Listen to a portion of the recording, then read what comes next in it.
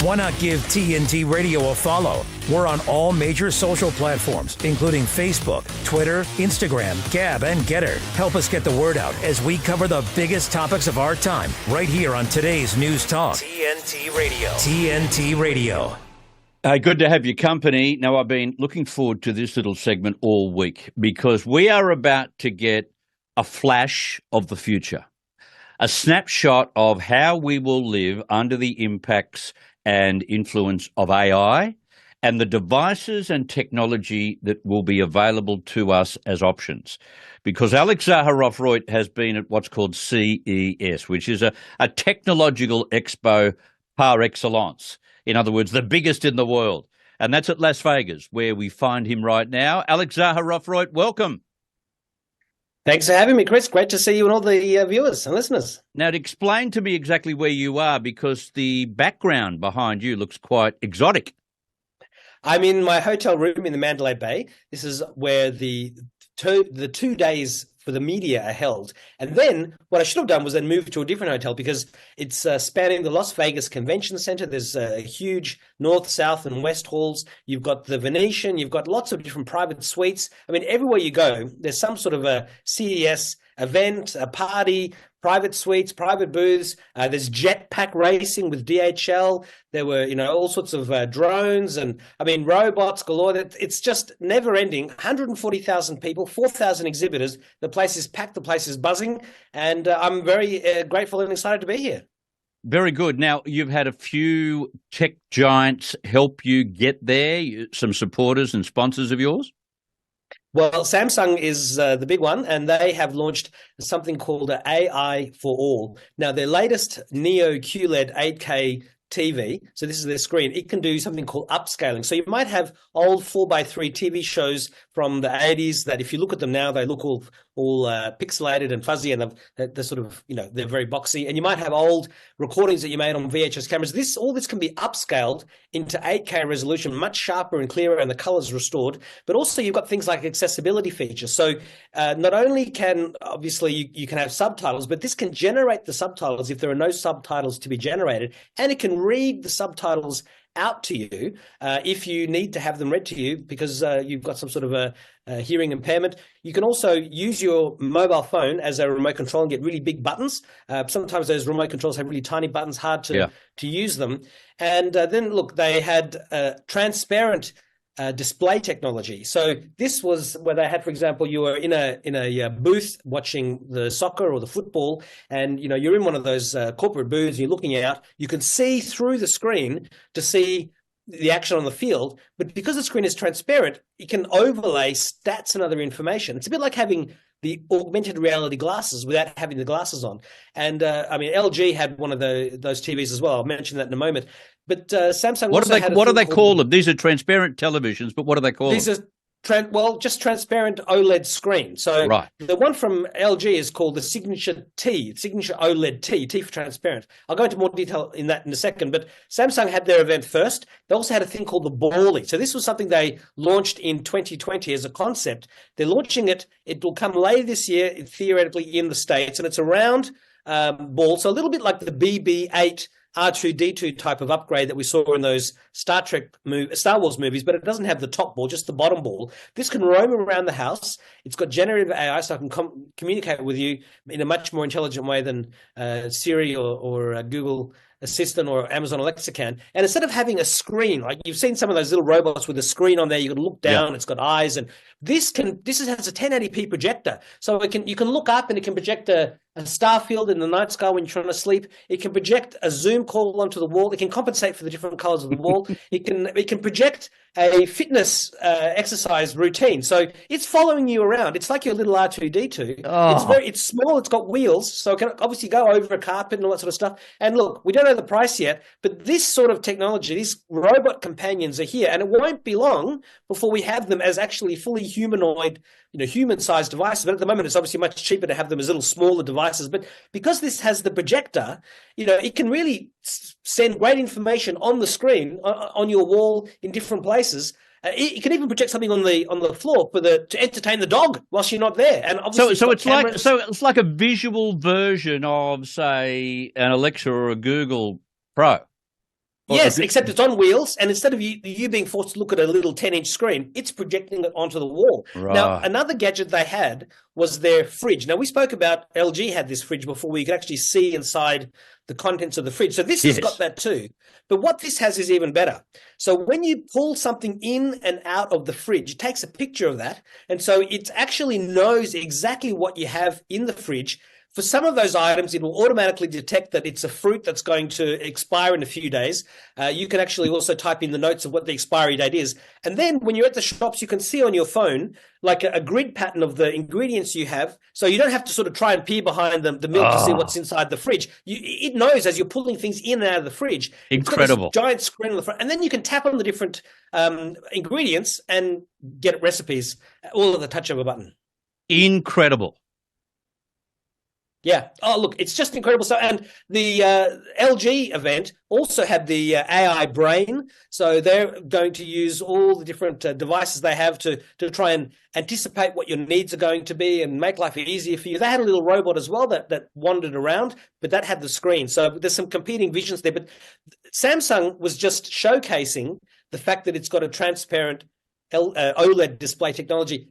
LG actually is going to have this unit on sale later this year. It's a 77 or 87-inch TV, and you look through it, and it has this contrast screen that rolls up, and it turns the back of the screen black. So when you actually see it when it's transparent, it looks very cool. But if you want to have real blacks, then you have this screen just rolling up. And it's mesmerizing. You can have it in front of a wall. So they had this glass sort of, the TV was in the middle. They had some glass sort of flute glass that was there, and they had the same thing at the bottom. And the TV could display the same thing. So you could sort of see through. You could put it in front of a window. You can put it in front of artwork. And I mean, some people are saying, why do I need a transparent TV? I mean, it's just... I was about to ask the question. Other people are saying this is the coolest thing, and it's something we saw in sci-fi movies with Arnold Schwarzenegger from The Sixth Day, where they had cloning and he's in his bathroom and he's shaving, and that sort of stuff was science fiction. Now it's real, and they had this giant display of 15 screens, and they had these glass brick type of effect. And I've took a video of it. I've got to put it online. Haven't done it yet, but other people were filming it, and it's just mesmerizing. You'll see this in Best Buy, JB Hi-Fi, Harvey Norman, Boots, all those sort of places pretty soon. Okay, just amazing. Tell me about Sony too, because Sony did a few impressive exhibitions whilst you have been combing the CES. Sure. So they've got a new headset that's coming out with very fancy looking controllers, and that is for the industrial metaverse. The metaverse is where you get one of those headsets and you can look around and you're in virtual reality and you're talking to other people. But in the industrial world, people like TeamViewer and people who've got these headsets, they're using it inside of warehouses. They're using it in construction. People will put a headset on to do a visual inspection of a truck, to go all around and do these different checklist things to make sure that they can have manuals in the field, right in their field of view. So Sony's launching one of these, but they also launched their electric car called Afeela, very strange name, but Afeela, and they drove it on stage with a PlayStation controller. So it was a remote control giant, Right. But the thing is, the Ocean Gate Titan sub also had the controller. That one didn't fare so well. But look, the electric car from Sony is not for underwater use, so I don't think we're going to have quite the same issues there. No, they won't have the same issues. Now, is it true that you were able to enter your hotel room there, according to your notes? You were able to enter using your watch and or your phone? Sure. So what happens is that when Apple first launched the watch, there were some hotels that allowed you to unlock the door with your watch. But I've never been able to get that to work. None of the hotels I've ever stayed at have been there. But when I was checking in for the Mandalay Bay, up popped a message saying, look, if you download our app and you log into it, put in your credit card, we can give you a digital key on the spot. And we'll just charge the credit card details you've given us, the $400 US as the room bond, And so on the way from the airport to the hotel, I was logging in. I put in my credit card details, and normally I've got a line up. There's a big queue. They want to see my passport. They want my credit card. They want all this. They want all that. And, half an hour later, you've got your 2 plastic keys, and you come to your room, tired as all buggery, and you unlock. Well, here, everything was done before I arrived. I knew the room. I knew the floor. I came straight here. I tapped the digital key button on the app. I tapped it next to the door lock. It unlocked. It was magical. They don't have it for the watch yet, but it's just an app. It was awesome. And then I went downstairs later on because it takes a couple of seconds. We're so used to things being instant. Instant gratification is not instant enough in the modern era. It takes a couple of seconds for the digital key to appear on the phone. So I went down and I said, hey, I've checked in, everything's fine. I just want a couple of plastic keys. And they said, yep, no problem at all. So that way it's in my wallet. I can just tap it. It's quicker than doing it on the phone. But just to be able to walk into the hotel, come straight to my room, not speak to anybody, everything, I was approved. It was all done. I was in my room. Wow, that was cool. That is very cool. I'm very impressed by all of that. Now, tell me about the Moonwalker shoes and the glasses for the blind. Sure. So the Moonwalkers, I saw these on a Kickstarter project, and we've had roller blades, we've had skateboards, but there is no set of wheels that attach to your shoes that you can sort of walk naturally and go to up to like 10 or 11 kilometers per hour. A little bit like walking on one of those airport walkways. It's so much fun to walk on those because you're walking along at a normal pace, but you're traveling a few kilometers per hour faster than you would otherwise. Yep. Well, imagine if you could have one of those attached to your feet all the time. So these are $1,400 to buy. The first version had 10 wheels. In fact, they've been working on it for 3 or 4 years and lots of different prototypes. The second version's got 6 wheels. So it's sort of smaller and lighter, but you'll be able to buy these. And then when you're going, walking through anywhere, if you're a courier, if you're working in, warehouses, if you're just somebody going to the shops, it's like having one of those hoverboards, except it's much safer. Much safer. What could go wrong, Alex? What could go wrong? Well, obviously, you could trip and fall, but the whole idea is that you can do what's not Alice in Wonderland, but the girl from she's not in Kansas anymore. The don't look behind the curtain. It's the Tin Man Wizard of Oz. Wizard of Oz. Yeah, she was able to tap her heels 3 times and go back home. Well, here you sort of tap your foot once. Tap this way, and you can turn it on, you can turn it off, you charge it via USB-C, and you can go slow, you can go faster. You're not going any more than 7 miles an hour, which is about 11 kilometers, so you're not going to be flying down the street. Obviously, if you're older and you're infirm, you're not going to want to use these, but this is the first time in human history that we have a way of making our walking go faster. There's a great video. If you type Moonwalkers and Kickstarter, I'll have it on my site later on. But the other cool thing was this from a company called Lumen.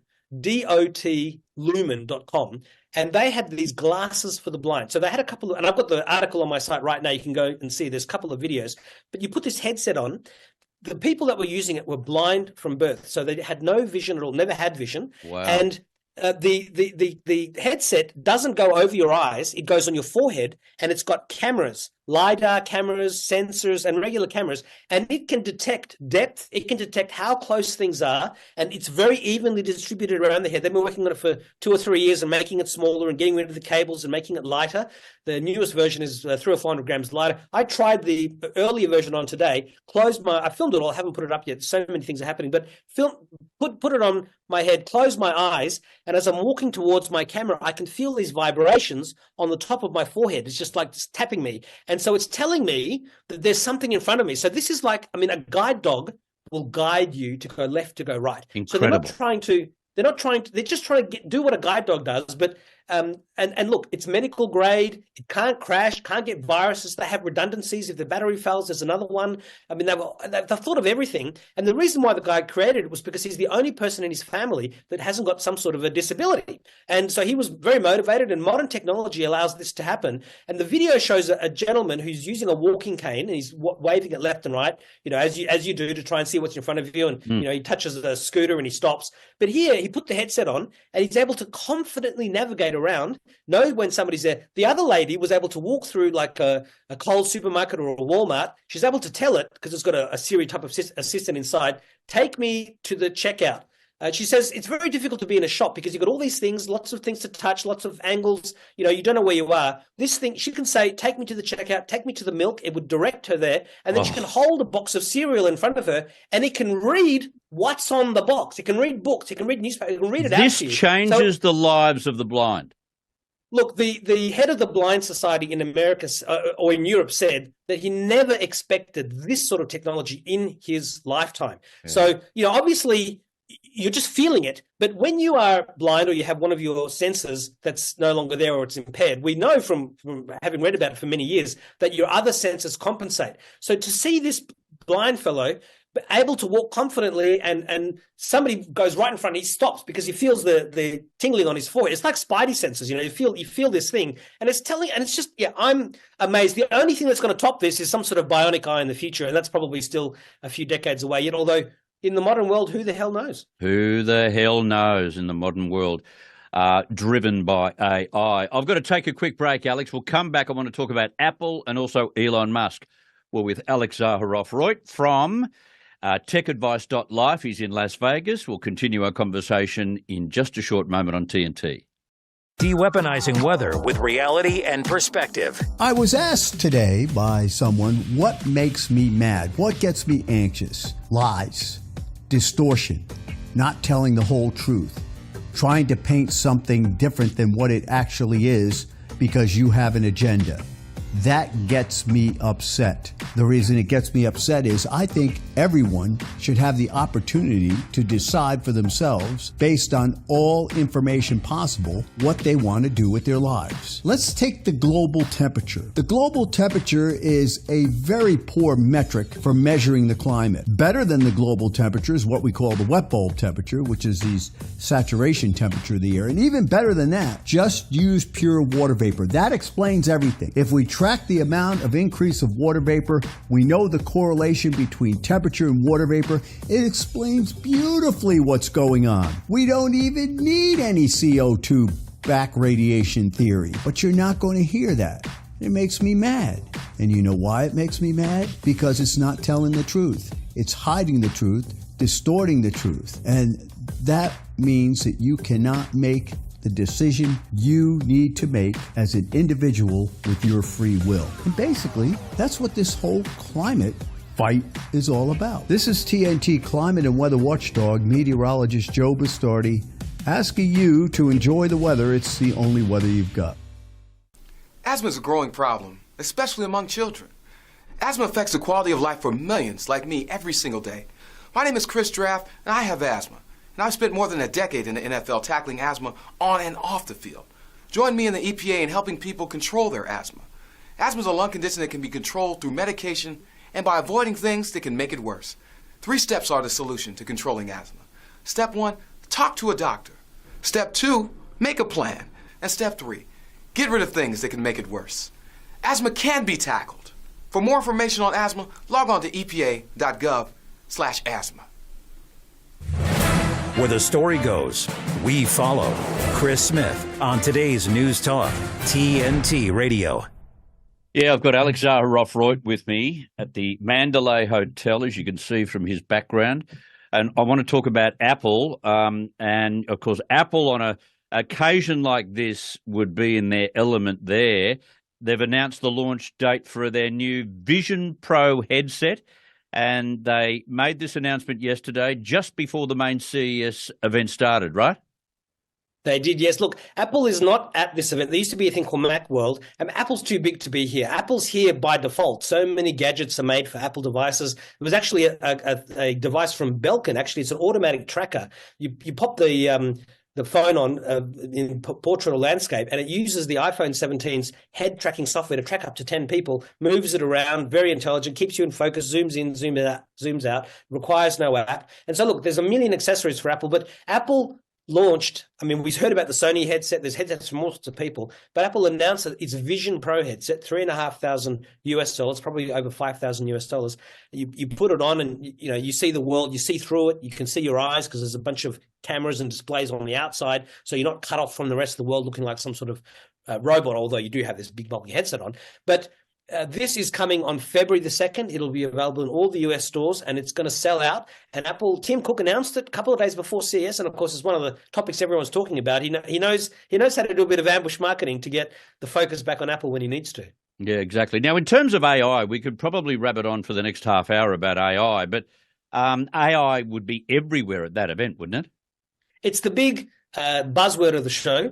Samsung and LG are talking about AI for their devices. I mean, one of the things that Samsung had was the ability to have all of these smart things. It's called, their standard is called smart things. And so Apple's got HomeKit, and there's another standard called Matter. And all these things can actually be on the front screen of your TV. You can see doorbells. You can see, the little notifications that pop up there. You can actually have your your oven, your induction cooktop. You can have your dryer and washing machine, your fridge. They've all got little screens. The fridge has a big screen, but they've got screens that are letting you set programs or see how much longer the wash cycle's got to go. I mean, and these are all connected together. And so you can look at it on your phone, you can look at it on your TV.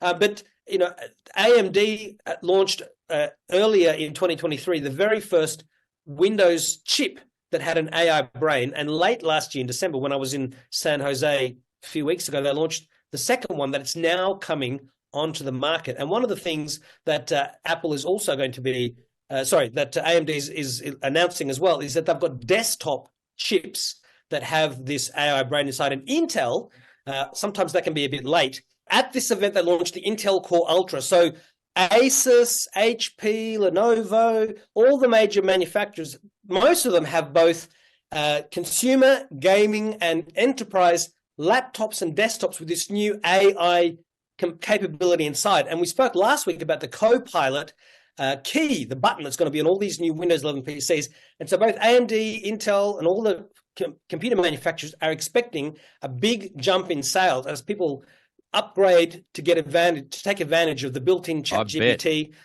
Yeah, and so this is, what we saw over the last year.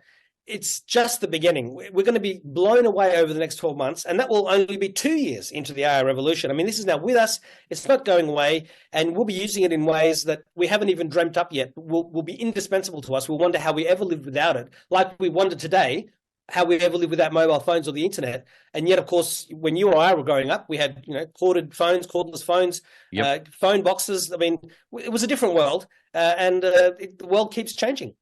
Does it what? Does it what? Now, I want to talk about Elon Musk. Elon started, of course, in this PayPal kind of space. He went on to other major projects, and he wants to turn X, previously known as Twitter, into a kind of PayPal payment system. He's got a license now that maybe gets him a step closer to this, has he?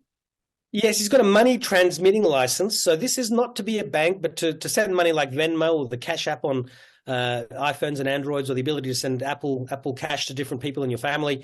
So they haven't got the full banking license yet, but they've got this money transmitting license in 13 US states. Pennsylvania is the latest one. So it's one step closer for him to be on the path to becoming a bank. I mean, we spoke before about how PayPal has fewer customers than X and Twitter, from what I read. And yet, because they're a banking service, they can make all this money. So as soon as Elon Musk switches that on, then X will be a money, it'll be XPay. It'll be a money-making machine from all the different transactions. XPay, that's exactly what he'll name it, won't he? Yeah, well, I mean, you've got Google Pay, Apple Pay, PayPal. I mean, it just makes sense. Maybe he'll call it PayX, like SpaceX, but look, we'll see. He'll do something incredible. But there's more news with X. I mean, he is never mucking around. He wants to remove likes and reposts, like the ability to see those. You'll have to actually click on a tweet. So he wants to stop people being biased that, this has got so many likes. He wants people to sort of judge the content on its character, sort of thing. And also he wants to switch the Spaces is the ability to have a voice chat. He wants to turn that into video, and he wants to also make a system where you can stream your games to other people on X, like Amazon's Twitch system does. And the other big news of the week is that Don Lemon from CNN, who was fired. I mean, how the heck do you get fired from CNN? He's now joining Tucker to be on X 3 times a week. But you know what I say? Just watch TNT Radio. There's none of this leftist woke nonsense that you get from the left-hard, Don Lemon. I mean, his name is so appropriate. He's a lemon. Forget about him. Stick with us. Stick with us. We're the best. Exactly. Just a couple of quick things. I've only got a minute left. I've got less than a minute. Very quickly, how many Australians are there? Well, a number of the top journalists are here, but look, there's lots of different companies that are here. So precisely how many, I don't know, but I've seen a number of my colleagues here, and it's a number of Australian companies too. So Australia has great representation at CES, that's for sure. Okay, you go back and do your business, and maybe we'll talk before next Wednesday. We'll see whether certain other news breaks. Alex, fantastic to have your company. Thank you very much for tuning in. Thanks. It's 10 p.m. here. I've had very little sleep, so tonight I'm going to sleep. Good. You have a good long sleep. You've probably got a device to make you sleep, have you? Well, there's a headband you can get to make you sleep, but I've got some valerian root, which I'm going to use. I bet there is. Thank you, mate. Much appreciated. From TechAdvice.Life, Alex Zaharoff-Roy. That's where I leave you now. I'm going to hand you over to Dean Mackin, and we'll be back at the same time tomorrow. Look forward to that. This is Chris Smith on TNT. To hear a replay of this hour, go to episodes at tntradio.live. Now, TNT Radio News. With your hourly news brief, I'm Matt Boyland.